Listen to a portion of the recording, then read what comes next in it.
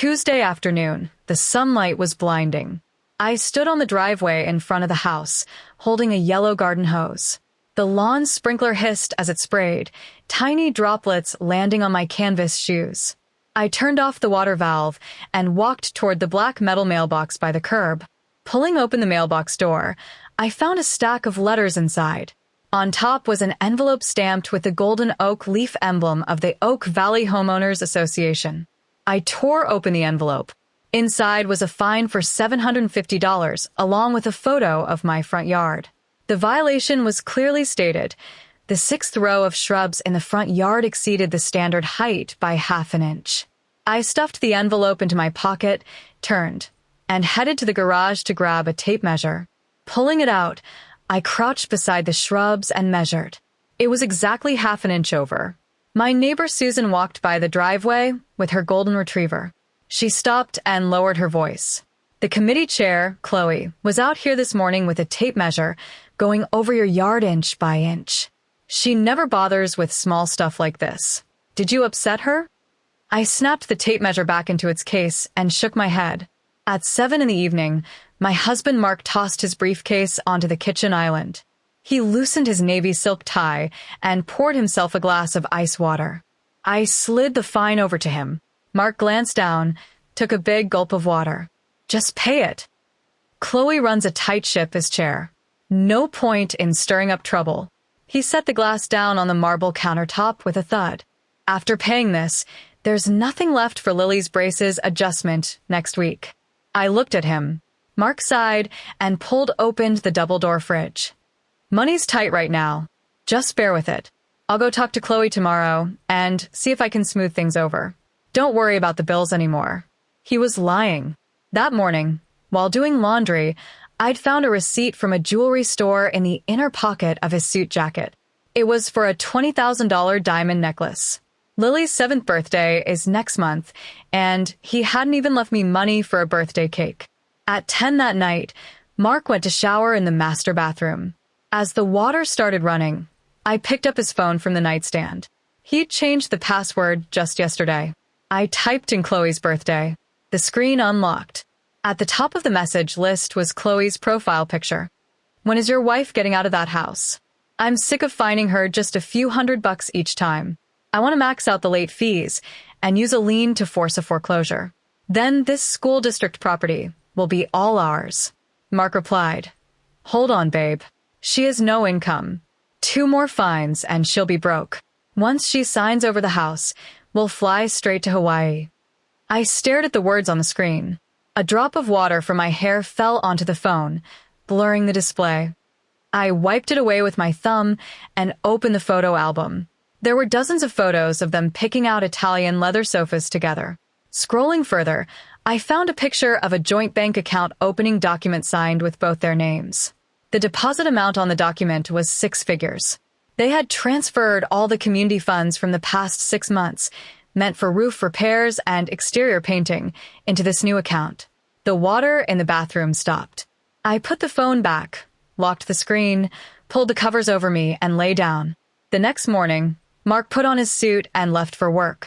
Once his car was out of the driveway, I went to the basement storage room and pulled out a plastic bin. Inside were all the receipts for fees we'd paid over the past 5 years. At 9 in the morning, I drove to the community service center. Chloe was sitting in her office with its wool carpet, sipping coffee. Her nails were painted red, and she tapped her fingers on the desk. Brought the fine? Chloe looked up. I'm here to pay. I took out cash, counted it bill by bill, and placed it on her desk. Chloe smiled, stamped the receipt, and slid it back to me. I took the receipt, folded it, and put it in my wallet. According to Article 34, Section 12 of the Community Management Bylaws, a homeowner paying a fine is entitled to a full copy of the HOA rulebook. Please give me one. Chloe frowned. She opened the bottom drawer, rummaged for 5 minutes, and slammed a thick, cardboard-bound book onto the desk. 500 pages. Go ahead and read it. You'd better memorize every single rule. Don't let me catch you again. She rolled her eyes. I put the 500-page book into my canvas bag and pushed open the glass door to leave. Back home, I closed the living room blinds. I set the rulebook on the dining table and grabbed a red highlighter. Starting from the first page, I read word by word. Page 50 states, any external maintenance contractors must be publicly bid at the homeowners meeting, with complete tripartite quotations provided. Page 120 states, the Homeowners Association is obligated to disclose every expenditure detail of the Public Maintenance Fund to all homeowners by the end of each month. If not disclosed, any homeowner may legally refuse to pay the next month's management fees. I highlighted these two clauses with thick red lines. Over the past 6 months, the community has replaced 3 gate sensors and repaired the tennis court fencing twice. All the contractors were named Summit Construction, LLC. I opened my laptop and logged into the state government's business registration website. Typed in Summit Construction. The page loaded. Under the legal representative column, Mark's name was printed. They were using fake maintenance projects to siphon public funds from the community, then laundering the money into their private joint account. I picked up scissors, trimmed the edges of the webpage printout, and slipped it into a clear folder. At 3 p.m., I stood in the front yard with large shears, trimming the row of shrubs that had grown beyond regulation. A white pickup truck parked in front of my house. The words Summit Construction were printed on the door. 3 men in work uniforms jumped out and headed toward the community pool with tools. I set down the shears and walked over to the truck. What are you fixing? I asked the lead worker. Replacing the water pump. The old one's broken, he said, lighting a cigarette. Replacing the pump requires shutting off the main valve. Did you get the sewage discharge permit from the EPA? According to Article 210 of the community bylaws, unauthorized use of the main water line incurs a $2,000 fine per hour from the state. I'll call the EPA right now. I stared at his cigarette. The man froze. His cigarette fell to the ground, sparks scattering on the concrete. Our boss Mark never mentioned needing this. Don't call. I'll call him right now. He pulled out his phone and dialed Mark's number. I stood under the sun, listening to the man yell into the phone. 10 minutes later, the workers threw their tools back into the truck and drove off. 5 minutes after that, my phone rang. Mark's name flashed on the screen. I pressed the green answer button. What are you doing? You chased off the pool repair crew? Chloe is furious. Mark's voice was loud. They failed to present a discharge permit. As a community member, I'm obligated to ensure compliance. The bylaws clearly state that violations could result in massive fines for the entire community. I acted entirely within the rules. I spoke slowly, then hung up.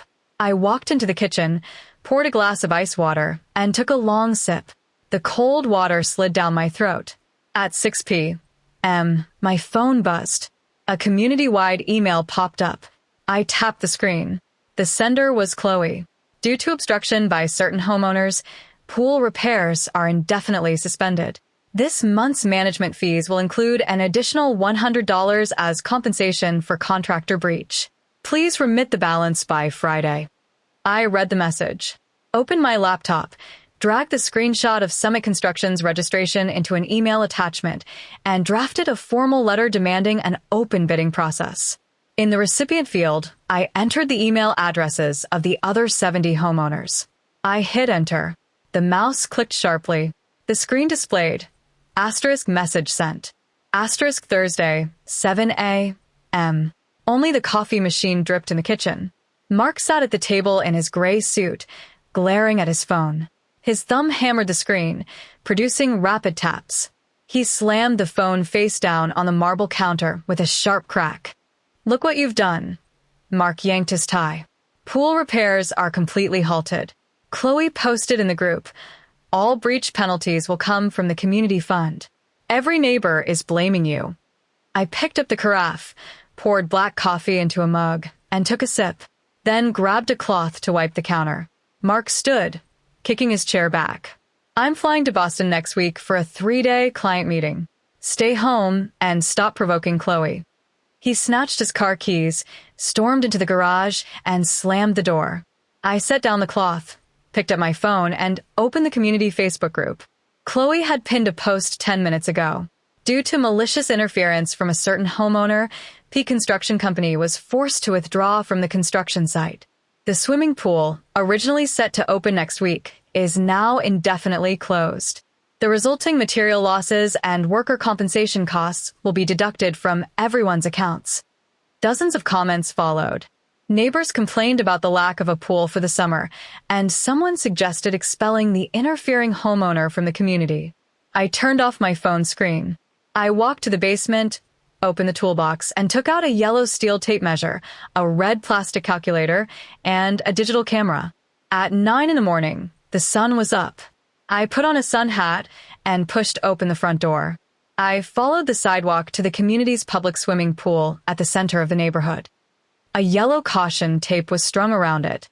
The water had long been drained, revealing the dull gray concrete at the bottom. A few rusted pump parts lay scattered nearby. I bent down and ducked under the tape. I hooked the metal end of the tape measure onto the pool's edge, pulled out the strip, and measured all the way to the bottom. I noted the numbers on my phone's memo app.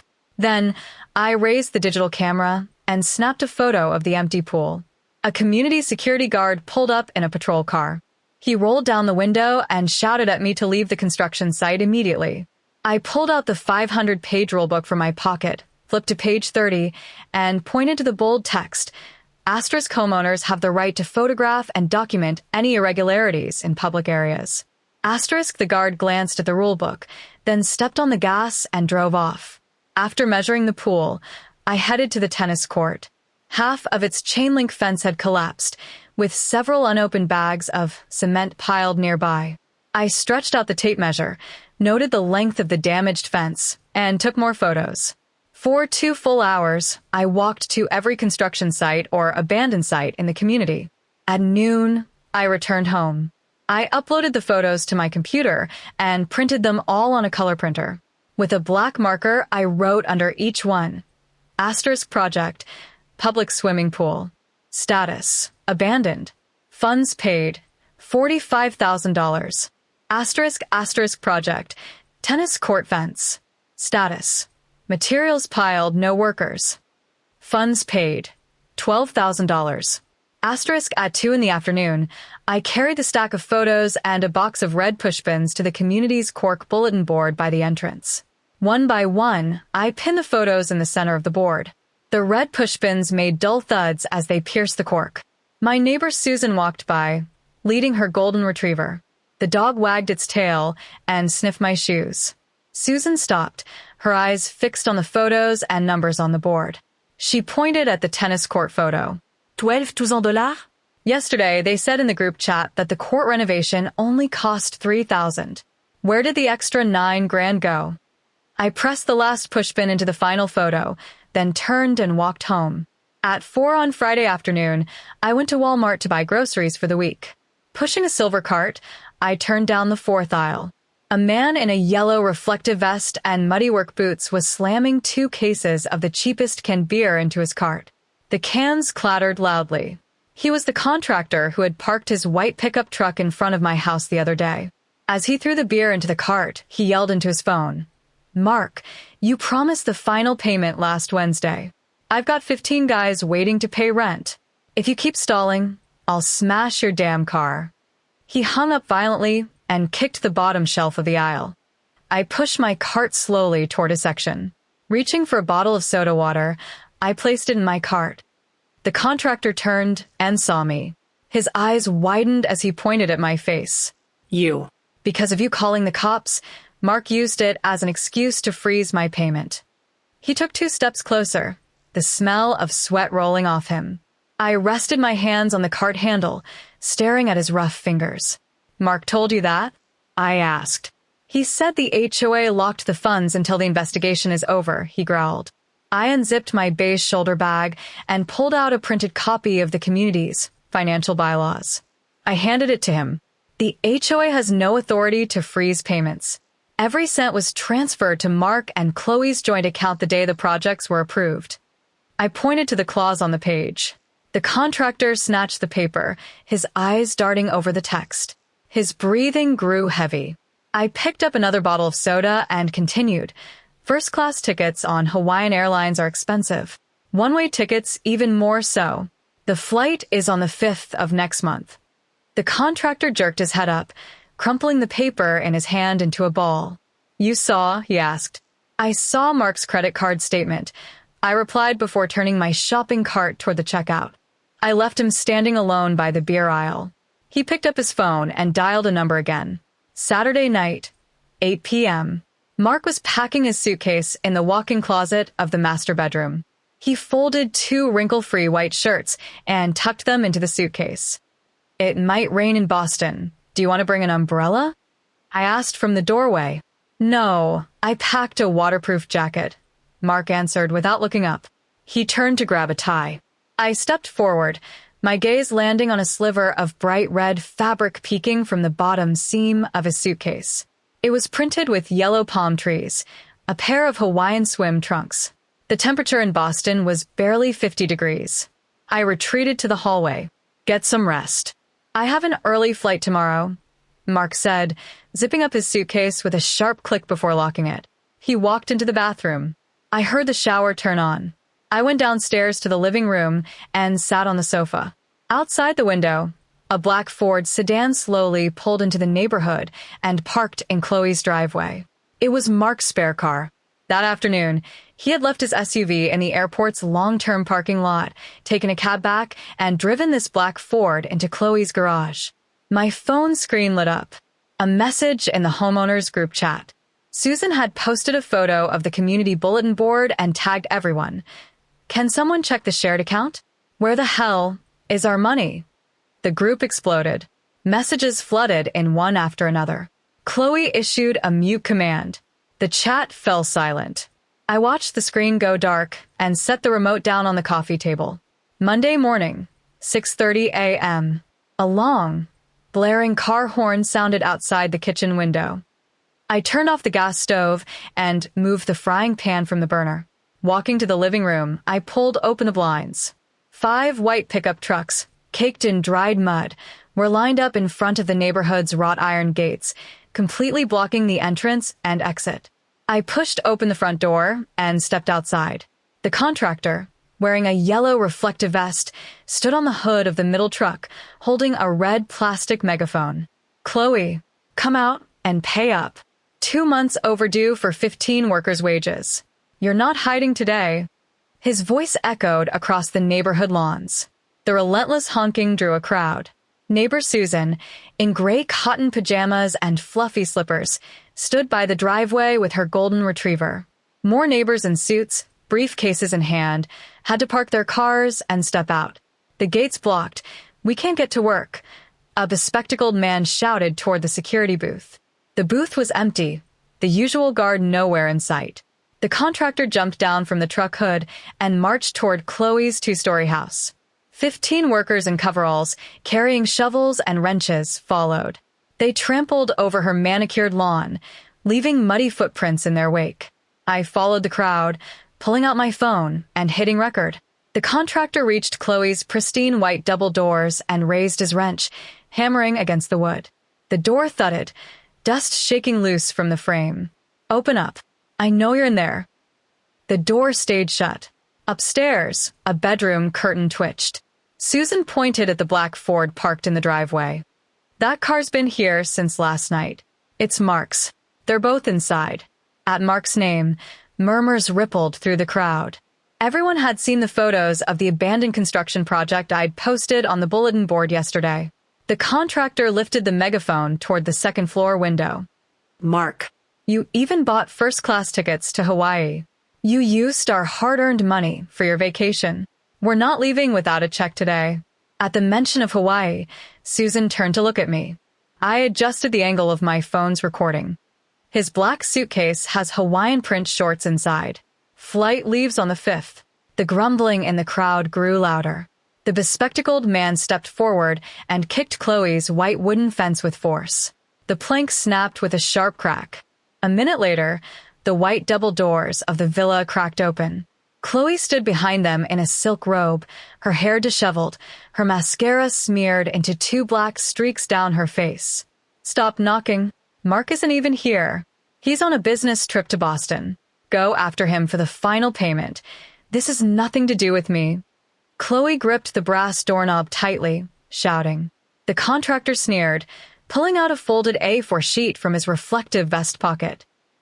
It was the copy of the joint account opening document I'd given him yesterday in front of the supermarket shelves. He slapped the paper directly onto the doorframe. Every single dollar went into your joint account with Mark. Stop playing innocent. Transfer the money out now.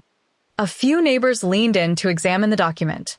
Susan's eyes widened as she pointed at the numbers on the page. 6 figures? That's our community maintenance fund. Her voice turned shrill. The crowd surged forward instantly. A dozen people crowded onto the front steps, demanding answers from Chloe, who shoved against the door, trying to lock it. Just then, the small wooden side gate of the villa burst open.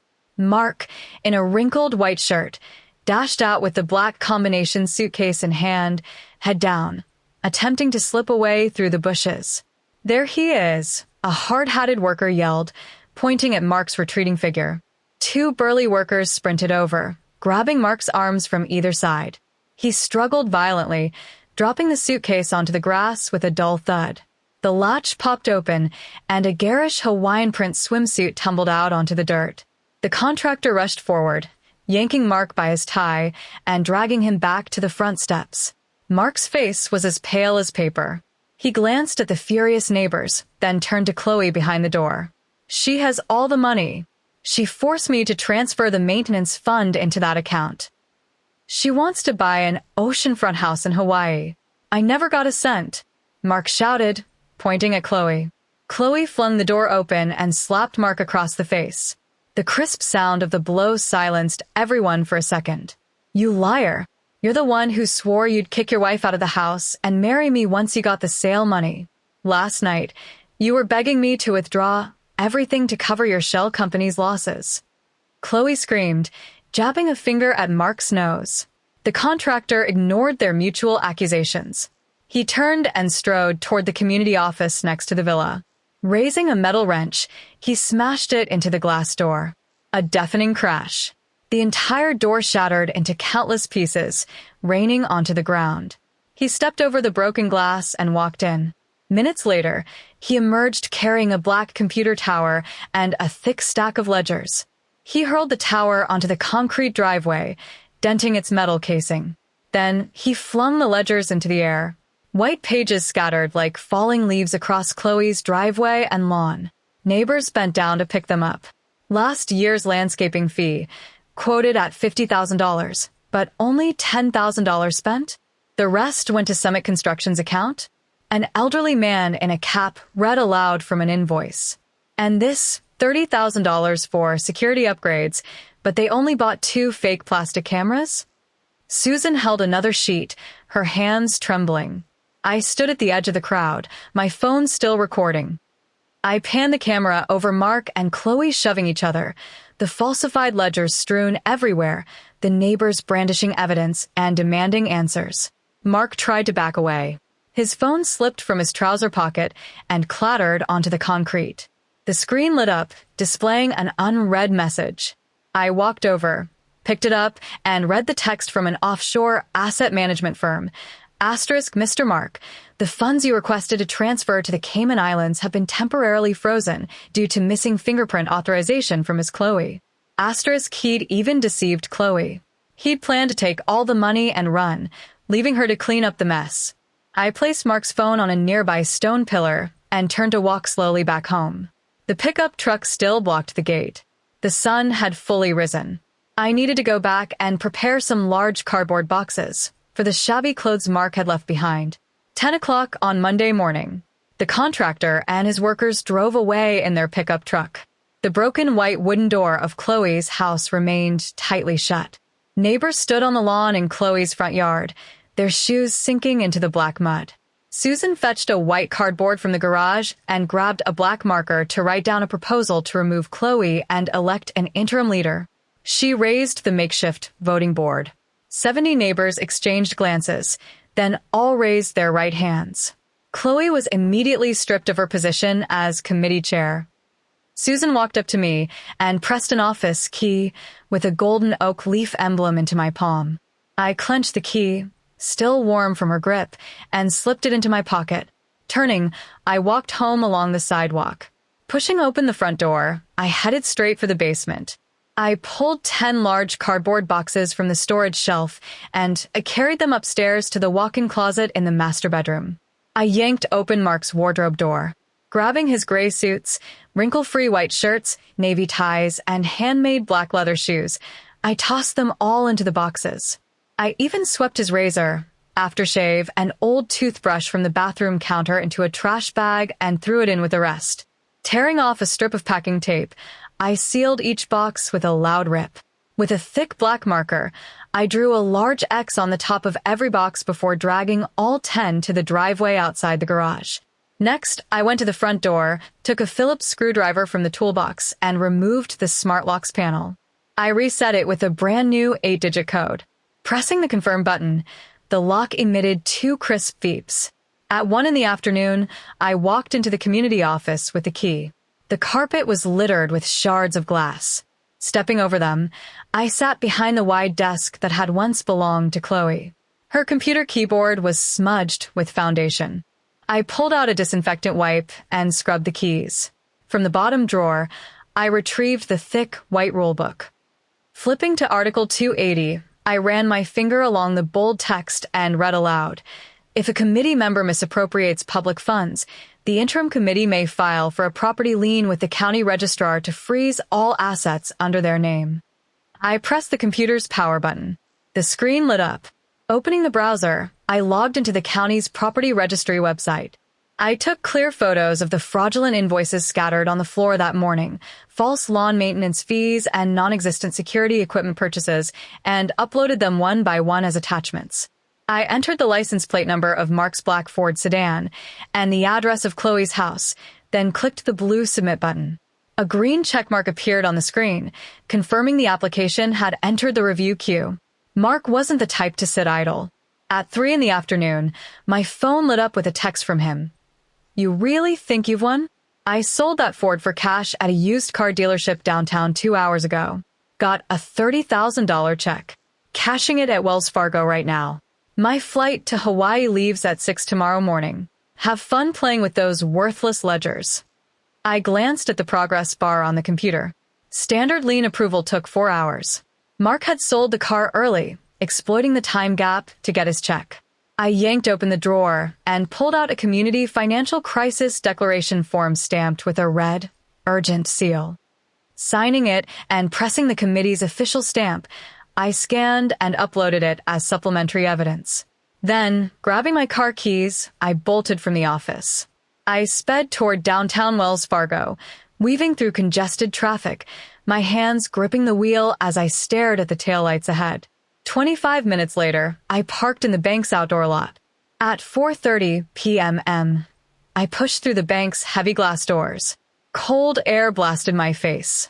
Mark stood at counter 3, wearing a wrinkled white shirt, his hair disheveled, his right leg jittering impatiently. He thrust a green cashier's check toward the short-haired teller behind the glass. "Cash this out, all of it in a bag," he demanded, drumming his fingers on the marble counter. The teller took the check, typed a few keys, then frowned at her screen. "Sir, this transaction cannot be completed. A forced lien has just been automatically activated under your name, filed by the Oak Valley Homeowners Association. The system has locked all your large cash withdrawals and asset transfers," the female clerk said as she slid the check back through the slot beneath the bulletproof glass. Mark's eyes widened, his hands gripping the counter edge tightly. "Check again.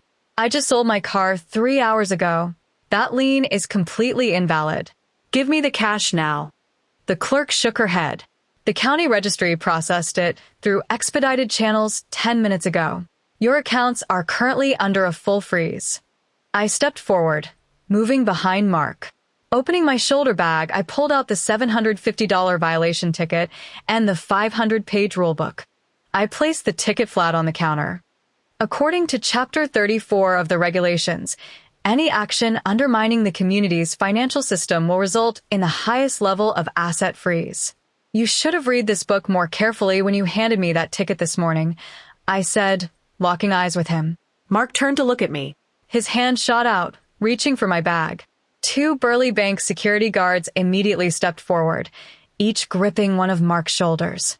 "Sir, you need to leave immediately, or we'll have to take stronger measures," one guard said as they began steering him toward the exit. Mark struggled violently, his dress shoes squeaking sharply against the polished marble floor. The guards hauled him straight through the bank's doors and shoved him hard onto the sidewalk outside. The green check fluttered to the floor in front of the counter, where someone in line stepped on it, leaving a gray shoe print. I bent down to pick up the check. Walking to the shredder in the corner of the lobby, I fed the check into the slot. The machine whirred, instantly transforming the green paper into white confetti. Exiting the bank, I found Mark sitting on the steps, head in hands, his tie dragging on the ground. I stepped past him to the curb, opened my car door, and slid into the driver's seat. Pressing the accelerator, I headed home. I needed to visit the hardware store for a new metal mailbox. I'd use a screwdriver to remove the old one bearing the oak leaf emblem from the front yard, smash it flat with a hammer, and toss it into the garbage truck coming for pickup that afternoon. Tuesday, 5 p.m. I descended the wooden stairs to the basement, where the air carried the musty scent of old cardboard boxes. At the far end stood a gray metal storage cabinet. Pulling open its door, I pushed aside several thick winter coats hanging inside. Behind them, a black built-in safe came into view. The safe's metal panel had 9 numbered buttons. Using my index finger, I entered Mark's birthday in reverse order. The machine emitted a short beep, and a green light flashed. Grasping the cold metal handle, I turned hard to the right. The heavy door groaned open with a dull metallic scrape. Inside, the safe had 2 shelves. The top shelf held 2 stacks of $100 bills secured with yellow rubber bands. I picked them up, thumbing the edges, $20,000 in total. Beside the cash lay a dark blue backup passport. I took everything out, placing it in my beige canvas bag before zipping it shut. From the bag's side pocket, I retrieved a printed divorce agreement. The final line read, "The wife retains all current real estate and joint account balances, while the husband voluntarily waives all property claims and assumes full responsibility for all debts." I positioned this document squarely in the center of the safe's lower shelf. Next, I produced a black GoPro camera. Peeling off the protective film from its adhesive base, I pressed it firmly against the safe's innermost wall, lens pointed directly at the door. Pressing the red record button, a small blinking light appeared beside the lens. Closing the safe's metal door, I turned the handle hard to the left, scrambling the combination. Using the Phillips screwdriver from my pocket, I pried open the keypad panel and severed a red power wire inside, rendering the original code useless. Near the basement ceiling was a rectangular ventilation window. I brought over a wooden chair and stood on it. From my pocket, I took out a white magnetic alarm sensor and secured it firmly along the window frame seam. Opening my phone, I activated the security company's app and set the sensor to silent immediate alert mode. If the window was forced open, my phone would vibrate and the police dispatch would receive precise coordinates. 11 p.m. Wearing cotton pajamas, I sat on the edge of the second-floor bedroom bed in complete darkness. Holding a glass of ice water, I kept my eyes fixed on the phone screen. 2:15 a.m. My phone vibrated violently in my palm. The screen lit up with a blinding white light, displaying a red warning. Basement window opened. I set down my water glass and tapped open the surveillance app on my phone. The screen showed a dark image of the basement. The rectangular ventilation window had been pushed open from the outside. A figure struggled to squeeze through the frame, gripping the wall with both hands before dropping onto the concrete floor with a dull thud from his leather shoes. The man switched on a flashlight. The beam swept back and forth across the basement. He wore a wrinkled white shirt and carried a black backpack. It was Mark. Without hesitation, Mark headed straight for the storage room at the far end. He yanked aside the pile of old winter coats. The flashlight beam landed directly on the black safe.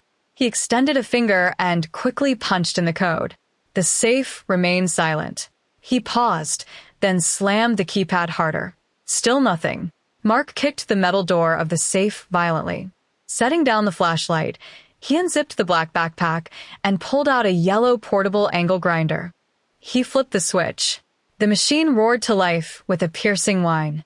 Even through 2 layers of wooden flooring, I could hear the relentless screech of metal being cut. Gripping the angle grinder with both hands, Mark pressed the spinning blade hard against the safe's hinges. A shower of orange sparks erupted, illuminating his sweat-streaked, dust-covered face. Teeth clenched, he threw his full weight into the machine. The blade sliced through the first hinge. 2 minutes later, the second hinge was completely severed. Mark tossed aside the overheated grinder. Grabbing the edge of the door with his bare hands, he yanked it outward.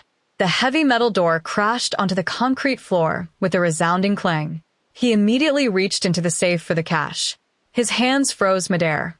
Under the flashlight's beam, he saw only empty metal shelves. No green bills, no passports, just a single sheet of white A4 paper. He snatched the paper and held it up to the light. His eyes locked onto the bold black letters of the divorce agreement. Then he noticed the GoPro camera mounted deep inside the safe. Its red indicator light blinked steadily, recording every second of him wielding the demolition tool and forcibly cutting open the safe. Outside, the screech of rubber tires against pavement pierced the air. Red and blue police lights flashed through the basement window, sweeping wildly across the white walls. A thunderous crash came from the front door. "Police! Open up now!"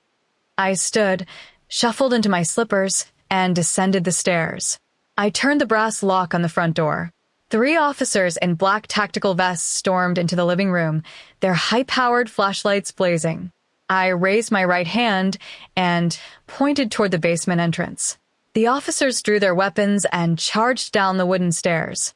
Their flashlight beams instantly pinned Mark in place, standing before the ruined safe. "Drop what you're holding. Hands on your head. Turn around and face the wall," the lead officer barked. The paper slipped from Mark's fingers. Slowly, he raised his hands and turned. 2 officers rushed forward, seized his arms, and slammed him against the rough brick wall. The metallic click of handcuffs locked his wrists in place. I walked slowly down the basement stairs and stood behind Mark. Bending down, I picked up the divorce agreement from the scattered sparks and ash. I brushed off the metal shavings clinging to the paper. From my pajama pocket, I pulled out a black pen. Stepping to his side, I held the agreement in front of his face and pressed the pen into his cuffed hands. "Sign it. The footage of you breaking into my home with demolition tools is already saved on a cloud server," I said, watching sweat pour down his forehead. Mark panted heavily, twisting his neck to look at me. The officer shoved his head back against the wall.